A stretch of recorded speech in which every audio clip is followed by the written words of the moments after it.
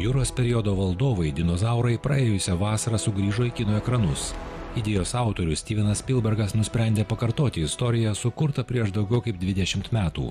Parkas pavirto jūros periodo pasauliu, o dinozaurai tapo didesni, vikresni ir gudresni. Kai kuriuos mokslininkai net genetiškai modifikavo, papildė kitų gyvūnų genais. Taip jie įgijo sugebėjimų susilieti su aplinka.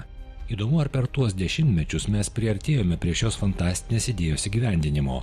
Ar iš tiesų jau įmanoma atrasti ir išskirti dinozaurų DNR, įterpti šią genetinę medžiagą į roplių kiaušialąstes ir tokiu būdu prikelti iš mirusių?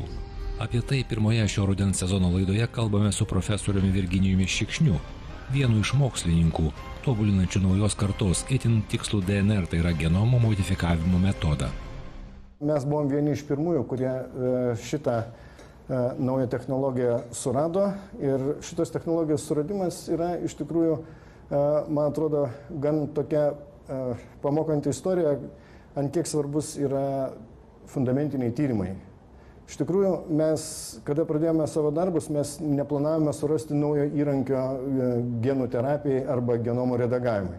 Mes norėjom suprasti labai paprastą dalyką, kaip bakterijos apsisaugo nuo amžinųjų priešų virusų. Bakterijas kaip ir žmonės puola virusai.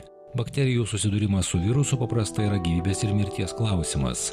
Jeigu virusas sugeba patekti į bakteriją ir ten pasidauginti, bakterija žūsta.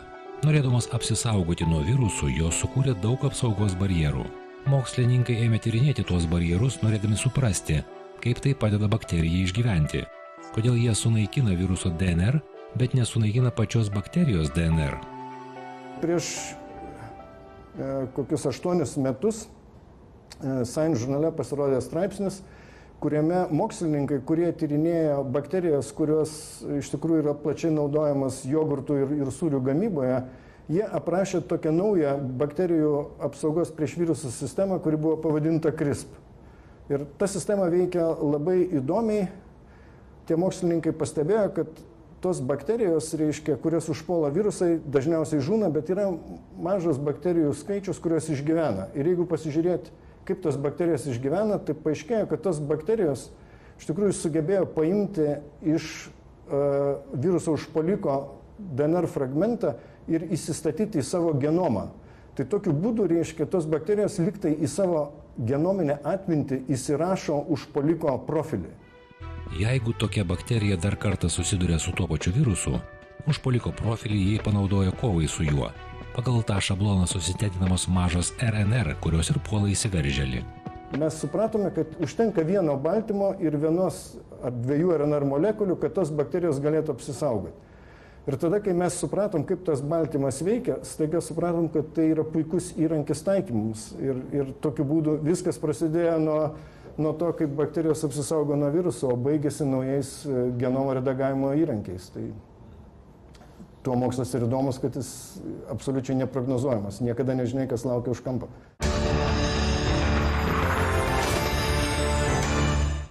Kaip puikiai žinome, beveik visų gyvų organizmų, taip pat ir žmogaus vystymosi programa įrašyta DNR molekulėje. Mokslininkai jau prieš 10-metį išmoko tą informaciją perskaityti. Jie gali perskaityti DNR kodą, šifruojantį vystymosi programas. Tačiau iki šiol nebuvo įrankių, kurie leistų kodą tiksliai ir greitai pakeisti. Prieš keletą metų iš tikrųjų vyko toks, galima sakyti, proveržis šitoje srityje, kaip mokslininkai, tame tarpe ir mokslininkai dirbantis baltymų DNR sąveikos laboratorijoje Biotechnologijos institute Vilniaus universitete, surado baltymą, kuris veikia kaip molekulinis žirklis. Tas baltymas buvo pavadintas Cas9 ir šitas Cas9 baltymas iš tikrųjų gali būti nutaikytas į bet kokią genomo vietą ir to baltymo pagalba galima pradėti keisti genomą arba modifikuoti arba kažkaip tai perrašyti tą programą, kuri koduoja vystymąsi.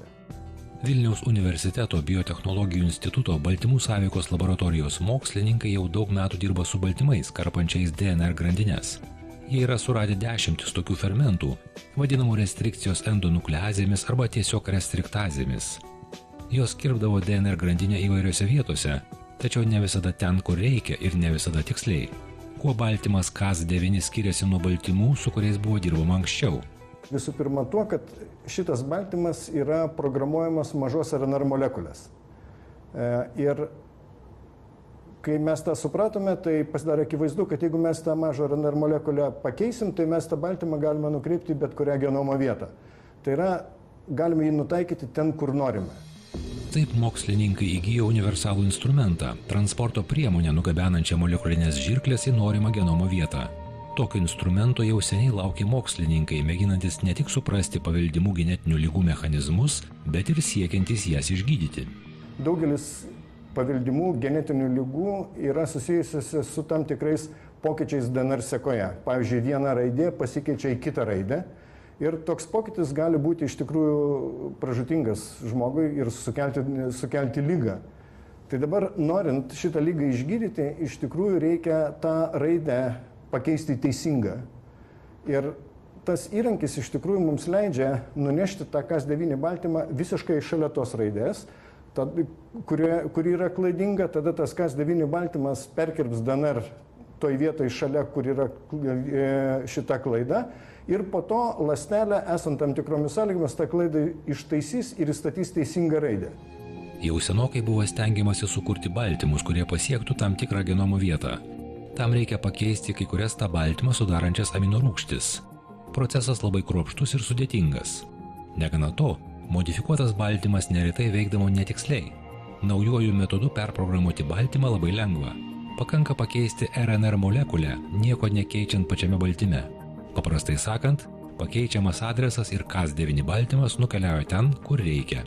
Šitas metodas iš karto, įgyja labai platų pritaikymą ir dabar jis aktyviai taikomas medicinoje, visų pirma, aišku, konstruojant, gydant paveldimas genetinės ligas. Aišku, kol kas viskas vyksta laboratorijoje, viskas vyksta mėgintuvėlėje, ląstelių kultūrose, bet, principinė galimybė yra pademonstruota ir iš tikrųjų žmonės yra parodę, kad šito metodo pagalba galime tas klaidas ląstelių kultūrose ištaisyti. Tai sekantis žingsnis būtų jau perėjimas prie kažkokių tai klinikinių eksperimentų.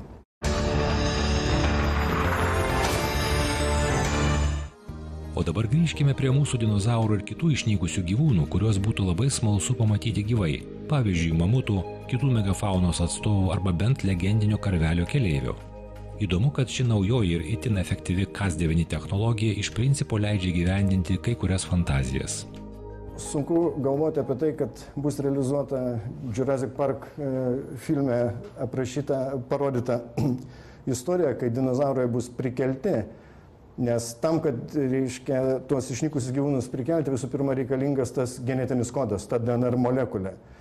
Dinozaurai išnyko prieš turbūt 65 milijonus metų ir, aišku, tose iškasenėse, kur randami dinozaurų kaulai, DNR molekulių ten nerandama. Tai yra, nėra tos programos, kurios pagalba mes galėtumėm tuos dinozaurus rekonstruoti.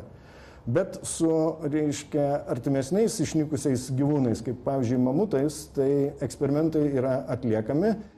Kaip žinoma, keletą prieš maždaug 10 000 metų gyvenusių mamutų mokslininkai rado amžinojo įšalo zonoje Sibire. Iš juose aptiktų DNR fragmentų šiuo metu bandoma atkurti mamuto genomą. Jeigu pavyktų, rekonstruota DNR bus mėginama perkelti į ląsteles nešėjas ir išauginti mamutą. O kol kas, panaudodami Cas9 technologiją, tyrėjai atlieka paprastesnius eksperimentus. Jie dirba su dramblio odos ląstelėmis ir į dramblio odos ląsteles pasinaudodami Cas9 technologiją, jie bando įterpti mamuto genų gabalėlius, kurie atsakingi už mamuto, plaukų sluoksnį ant odos ląstelių, už kitas savybės, kurios būdingas mamutams. Ir tokiu būdu šita technologija galbūt leistų sukurti dramblį, kadangi naudojamas dramblio odos ląstelės, kuris turėtų mamuto požymių. Pavyzdžiui, plaukotas dramblys, kurio būtų mažos ausis, mamutų buvo mažos ausis, dramblio yra didelės ausis, kadangi jis gyvena karštam klimate. Kodėl taip sunku atgaivinti prieš šimtus ar tūkstančius metų išnykusius gyvūnus? Todėl, kad įprastai juose randama DNR yra sutrukinėjusi į labai smulkius gabalėlius. Juos lygindami, ieškodami persidengimų, mokslininkai mėgina rekonstruoti visą DNR molekulę. Amerikietis Robertas Lanza jau žengė pirmą žingsnį šią kryptimį, klonuodamas bantengą, retą jaučių atmainą, kuriai gresia išnykti. Tačiau kol kas dauguma klonų gimsta su įvairiomis ydomis ir apsigimimais. Nepaisant to, manoma, kad ateis laikas, kai atgaivinsime įvairių išnykusių gyvybės formų. Ketinama pasinaudoti ir statistikos metodais. Pavyzdžiui, mūsų DNR nuo šimpanzių DNR skiriasi tik 1,5%. Todėl, kaip teigia profesorius Michio Kaku, kompiuteriu palyginus mūsų ir šimpanzių DNR būtų galima matematinės aproksimacijos metodu nustatyti bendrojo abiejų rūšių pirmtako DNR. Kai hipotetinis bendrojo protėvio genomas bus matematiškai atkurtas, kompiuterio programa atkurs jo išvaizdą ir savybės. Dramblio ir mamuto genomai yra pakankamai panašus, kad tokias lyginamąsias analizės būtų galima daryti. Ir man atrodo, būtent šitos Cas9 baltymų programuojama, Cas9 baltymų paremta technologija ir yra naudinga labai tokiai rekonstrukciniai vystymosi biologijai, kadangi tada galime matyti, kokio geno, kurioje vietoje trūksta, pavyzdžiui, dramblio genome, o jis yra mamuto genome, ir tada tą geną bandyti įkelti būtent į tą vietą, kur jo nėra. Geno vieta genome irgi labai svarbi, nes daugelį vystymosi ypatybių lemia ne vien genai, bet ir jų reguliacija. Pavyzdžiui, beždžionės ir žmogaus genomai mažai skiriasi, tačiau genų reguliavimo mechanizmai itin skirtingi. Džordžas Čerčas, vienas iš korifėjų šitos srities Jungtinėse Amerikos valstijose, jis, pavyzdžiui, bando prikelti tokį vieną išnykusį karvelį, kuris išnyko, reiškia, Jungtinėse Amerikos valstijose gal prieš gerą 50 metų. Ir to karvelio DNR yra prieinama ir jisai bando tą karvelio DNR, reiškia, perskaityti ir po to galbūt, jeigu nepavyktų to karvelio prikelti iš DNR, tai galbūt įdedant tuos trūkstamus genų elementus į dabar egzistuojančias karvelių rūšis būtų galima šitą rūšį prikelti gyvenimui. Galimas ir kitas kelias siekiant rekonstruoti dinozaurų DNR. Jau atliekami eksperimentai, kur bandoma atsukti laiko spiralę atgal. Mat, iš esmės dinozaurai yra labai tolimi vištų protėviai. Todėl mėginama pakeisti šio paukščio genetinę vystymosi programą, kad jame išryškėtų kai kurie dinozaurams būdingi bruožai. Tokie eksperimentai nėra vien smalsumo tenkinimas. Keisdami genetinės programas, mokslininkai gauna žinių, kurios gali būti pritaikytos vystymosi patologijoms gydyti.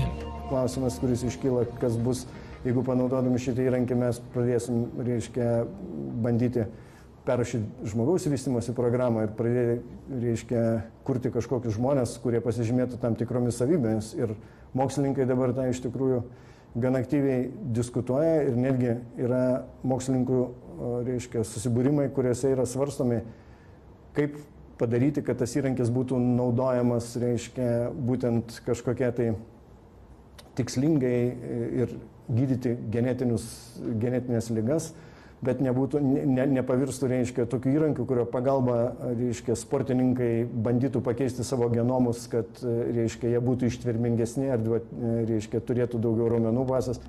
Neabejotina, kad atsiradus tokiai galimybei, kai kurie žmonės norės pakoreguoti savo būsimų vaikų genomą, kad jų palikuoniai įgytų ypatingų savybių, taip suteikiant jiems pranašumą prieš kitus. Tokia vizija buvo įtaigiai atskleista filme Gattaca. Šiuo metu Lietuvos mokslininkai toliau aktyviai dirba su Cas9 baltymu ir bendradarbiauja su JAV kompanija DuPont Pioneer, įsigijusia šio metodo licenciją. Technologiją mėginama taikyti augalų biologijos srityje. Panaudodami šitą technologiją, amerikiečių nori pabandyti sukurti augalus, kurie būtų atsparesni šalčiui, sausrai, nes iš tikrųjų, kiek mes bekalbėtumėme apie tas problemas, žmonių skaičius Žemėje didėja žymiai greičiau, negu iš tikrųjų mes galime užauginti maisto ir žemės trūksta ir todėl, reikia galvoti apie tai, kad augalai turės kažkada augti druskožemėje arba sausringoje žemėje. Tai reiškia, kad visų pirma siekiama išvengti mokslinėme fantastinėme filme tarp žvaigždžių nupieštos visuotinio bado žemėje vizijos. O kai būsime ramūs, kad maisto nepritrūks, galbūt ateis laikas imtis ir dinozaurų rekonstrukcijos. Tad kol kas telieka gerėti specialiųjų efektų kūrėjų meistriškumu kino ekrane.